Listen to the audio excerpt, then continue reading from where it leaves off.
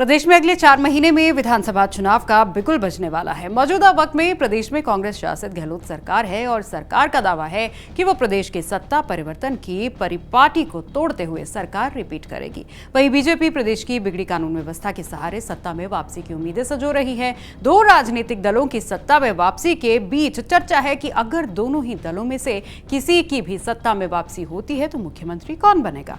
कांग्रेस की ओर से मुख्यमंत्री पद को लेकर भले ही कोई घोषणा नहीं की गई हो, लेकिन ये जरूर कहा गया है कि चुनाव मुख्यमंत्री गहलोत के नेतृत्व में ही लड़े जाएंगे। तो वहीं बीजेपी किस चेहरे को मैदान में उतारेगी, ये सबसे बड़ा सवाल है। 2003 से बीजेपी का चेहरा वैसे तो वसुंधरा राजे ही हैं और 2 बार वो मुख्यमंत्री भी रह चुकी हैं, मगर इस बार बीजेपी की ओर से दावा किया जा रहा है कि वो प्रधानमंत्री के चेहरे और केंद्र की योजनाओं के सहारे ही मैदान में उतरेंगी और मुख्यमंत्री का फैसला पार्लियामेंट्री बोर्ड तय करेगा।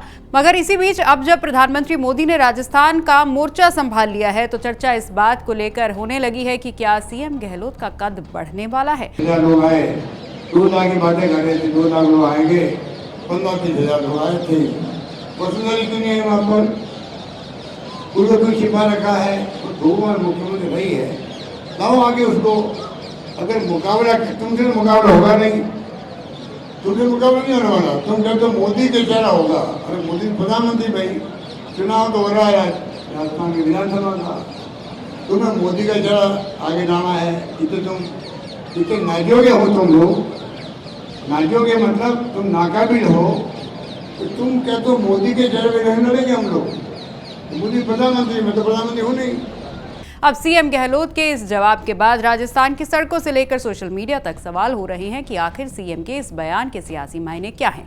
ट्विटर पर एक यूजर ने लिखा, मोदी तो अंतर्राष्ट्रीय नेता है, विश्व गुरु हैं। सीएम गहलोत बोले, मुझसे मुकाबला करना है तो वसुंधरा को आगे लाओ। गहलोत के इस बयान के क्या सियासी मायने हैं? यूजर ने अपने इस ट्वीट को कांग्रेस नेता आचार्य प्रमोद को टैग भी किया और अब जब आचार्य से सवाल हुआ तो आचार्य ने भी यूजर के ट्वीट को रीट्वीट करते हुए लिखा कि जादूगर की बातों को मदारी ही समझ सकता है कपिल मुनि जी। अब आचार्य ने जादूगर किसे कहा है ये तो सभी जानते हैं कि मुख्यमंत्री अशोक गहलोत को ही राजनीति का जादूगर कहा जाता है और इसकी वजह है कि राजनीति में आने से पहले गहलोत अपने पिता के साथ उनके जादू दिखाने वाले कार्यक्रमों में हिस्सा लिया करते थे।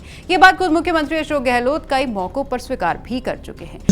तो मेरे फादर थे, वो मेडिसिन भी थे।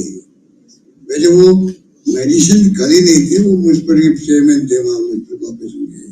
पॉलिटिक्स में भी थे वो, साथ में उनको बचपन शौक था मेहंदी का भी, वो कॉन्ट्रैक्टर भी थे, ठीक है ना। तो मेरे परिवार में इस प्रकार का माहौल था, तो हम लोग उनके साथ में कभी कभी भाग लेते थे मेहंदी के। अब जादूगर तो गहलोत है ही, लेकिन सवाल ये है कि आखिर वो मदारी कौन है जिसका जिक्र आचार्य ने अपने ट्वीट में किया है। वैसे ये पहली बार नहीं है जब आचार्य का ट्वीट राजस्थान की राजनीति में वायरल हो रहा है। बता दें कि आचार्य प्रमोद कई बार सचिन पायलट के समर्थन में और अशोक गहलोत को लेकर ट्वीट करते रहते हैं और यूजर्स के सवालों के जवाब भी बेबाकी से देते रहते हैं।